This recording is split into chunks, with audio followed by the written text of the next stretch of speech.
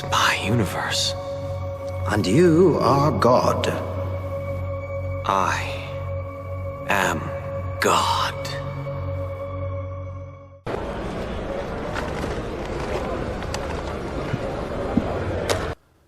Greetings. Welcome to episode 47. This is container 16, part 3. And I should be able to finish up this container in this video. So let's get to it. We have a book. 2005 Video Game Price Guide covers all major video game systems. Which means Sega Game Gear must be in here. I'm going to look up what would be a good game.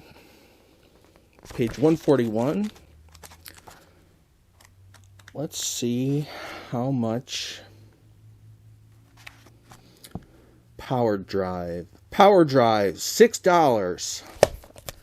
In 2005, a loose copy of Power Drive was $6 according to this book. I only picked that game because that's one of the more expensive Grail games that people seem to always be looking for.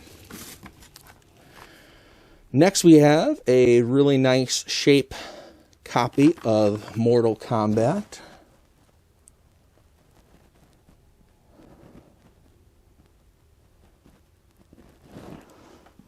And I'll cut to this video by a guy you probably recognize. Well, hopefully Sega can salvage it with the Game Gear version and round it out nicely. This one has a blood code, and it's in color! Oh, and unlike the Game Boy, has Johnny Cage, but no Kano. Overall, it's okay, but compared to the Game Boy, it's legendary. I mean, if you're looking for Mortal Kombat on the go, this is the one you want. All the fatalities are here too, just Game Gearified. Sadly, there's no pit fatality, even though the only 2 levels you get are Goro's Lair and the Pit. The game does have some issues. It looks real choppy and slow. The background always jitters when you move, and the game feels like the characters are underwater. And for some reason, Goro is shorter in this version. Looks so weird. Goro's supposed to be the most intimidating boss in the game. He's a huge 4-armed monster man and the prince of the Shokan race. He commands the armies of Outworld, but here he just looks goofy. It's like when they made tiny Goros as pets in the Judge Dredd arcade game. Maybe we'll do that sometime. Well, it's passable, but still kinda shitty, and I can't end on something that's kinda shitty. Alright, the next game is by Majesco Sales Incorporated, Super Battle Tank. Copyright 1994 and then 2000.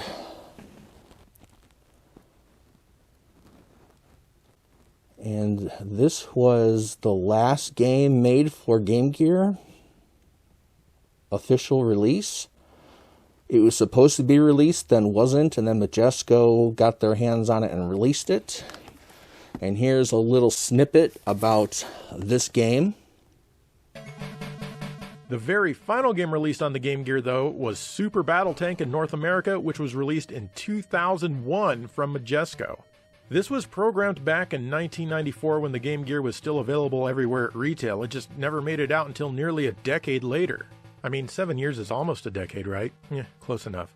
This game is fairly basic. It takes place in 1991 during the Gulf War. Your goal is to drive around and destroy all of the other tanks on the map and avoid minefields.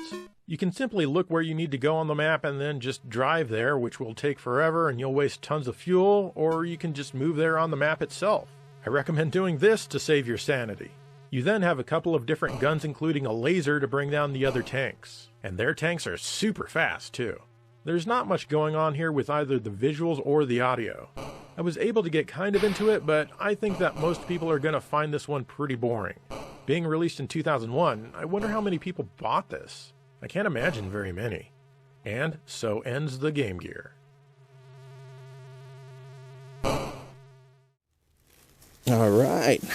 Next we have a bag of random t-shirts.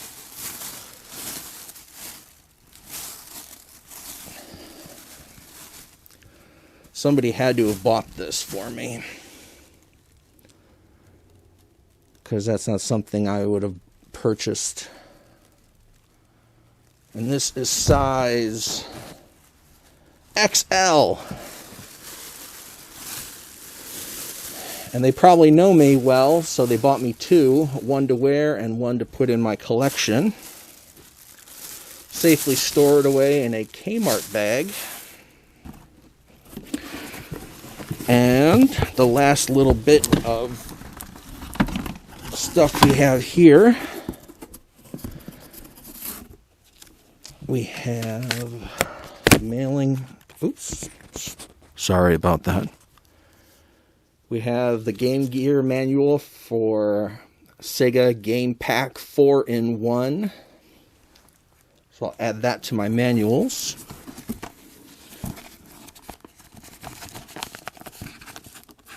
An empty envelope. Some labels. Somebody wrote me a note that said, "Sorry for the delay. Thanks, Nadia." We have instruction manuals for Jeopardy, G-Lock, Air Battle, Star Wars.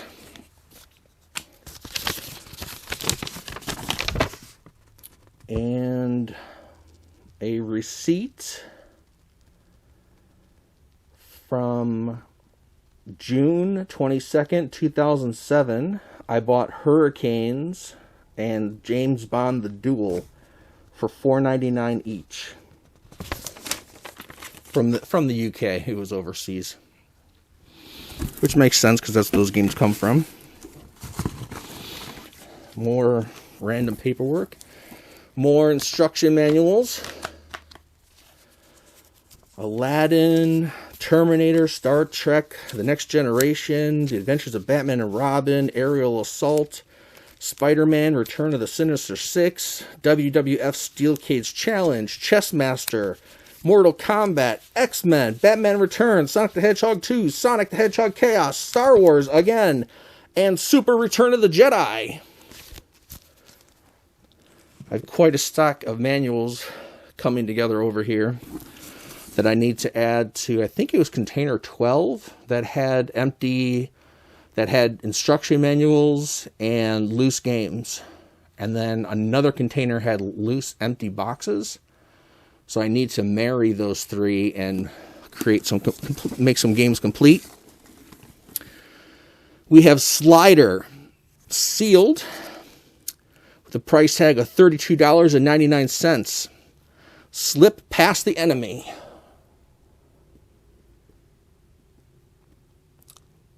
And that's brand new sealed. Did not know I had that one. New and sealed. We have new sealed RoboCop 3. First time on Game Gear by Flying Edge. Price tag of $36.99. Still sealed.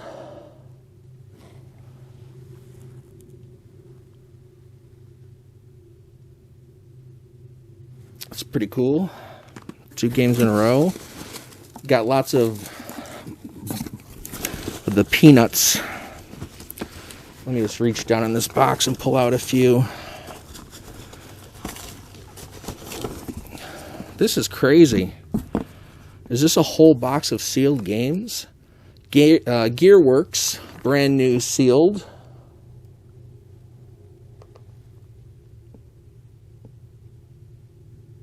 That's going to be nuts if this entire box. We have Chikan, brand new sealed. The Forever Man.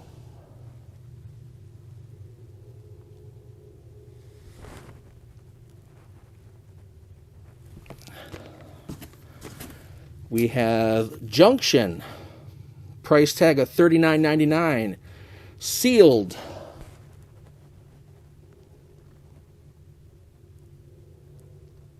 This is pretty crazy. I don't remember like intentionally putting together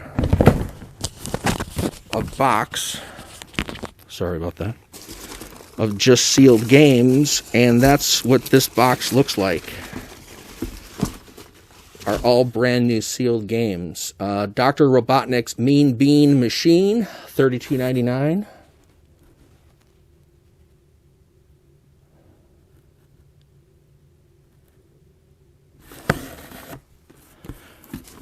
We have these peanuts off this. Evander Holyfield's Real Deal Boxing. This one was also $32.99. That's not what I paid for it, but the price tags look consistent, so maybe this was a business that was going out of business and had a bunch of dead stock, and I bought it. Green Dog, the Beached Surfer Dude. Green Dog's Shreddin' Adventure goes portable. That's brand new sealed.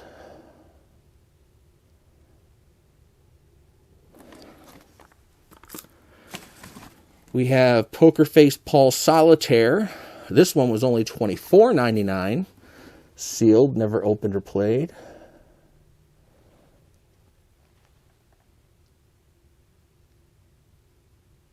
One player. This is PGA Tour Golf. Was $36.99. Then they marked it down to $29.99. PGA Tour. Brand new sealed in the shrink wrap.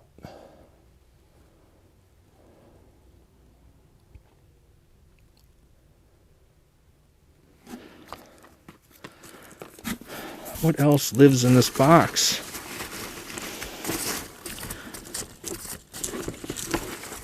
This is insane. X-Men for $19.99. Completely sealed. Never opened, never put on a rack. Brand new. Mint in box.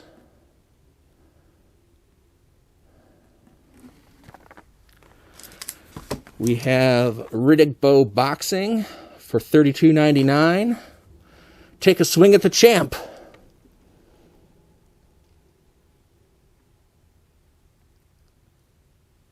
So it's another one that's brand new sealed. 1 or 2 players by Extreme.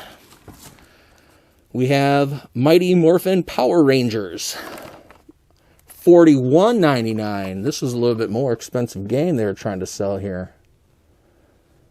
Maybe it was when Mighty Morphin Power Rangers was really popular and they could get more for this game because everybody was in love with that series and toys and accessories and everything related to that show. Bram Stoker's Dracula, sealed in the box, never opened, mint, $32.99.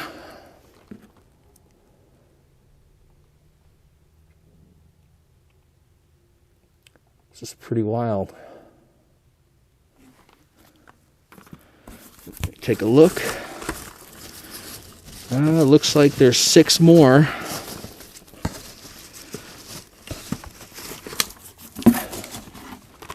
We have Devilish. This was marked $35.99.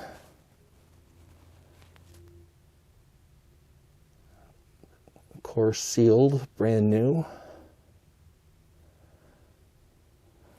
These being all in the same box, the same USPS box, maybe I did buy out a store's inventory, the last bit they had, and yeah.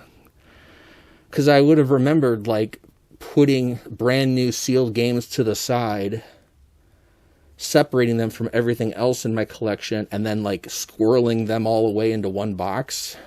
That just doesn't make sense. It doesn't sound like me at all. Poker Face Paul's Poker, $24.99. Brand new sealed in the delicious shrink wrap.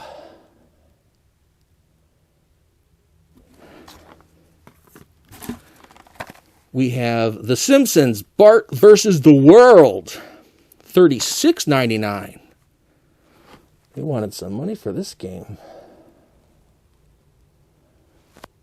New shrink wrap, never opened, never played. It'll probably always remain that way, which is kind of a sad existence for a video game. You're made to be fun and to entertain, and then a weirdo freak like me gets his hands on it, and you stay sealed forever. Cliffhanger, starring Sylvester Stallone. Holiday Hits 93, $10 back. See participating Nabisco products for details. New shrink wrapped in the box. Cliffhanger.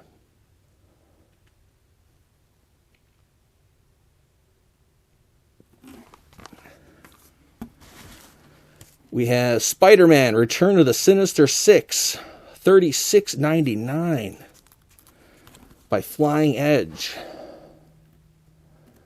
See, I had the loose instruction manual in this box, and then I turn around and I have it brand new sealed in the box. So I'll have to see if I have the empty box and a loose game to make a complete inbox one, even though this one is brand new, never opened. And last and least is Sega Sports Fred Couples Golf, sealed in the box, brand new. Not a very exciting game to end this container with, but it's 1 to 4 players. That's kind of cool. And that's it. So that is the end of container 16. So episode 48 will be container 17 part 1. And if I remember correctly, I think I have 34 containers total to go through. So container 17 would be the halfway point, which seems crazy since I'm approaching making 50 videos of going through my collection, and I'm only half done. That's just crazy. But thank you to everybody who watches my videos. I really appreciate it. It's cool for me to look through this app that I have on my phone and see that like 6 people watched my video or 8 people watched my video. I think that's really cool. It'd be cool if a lot of people were into Sega Game Gear and appreciated a collection like mine. But I'm happy with the few that watch because they obviously enjoy Game Gear just as much as I do and enjoy looking at the things that I take out of containers that I've completely forgot that I own. So until I see you again for episode 48, take care and be well. What are you doing out there? Floating, sir?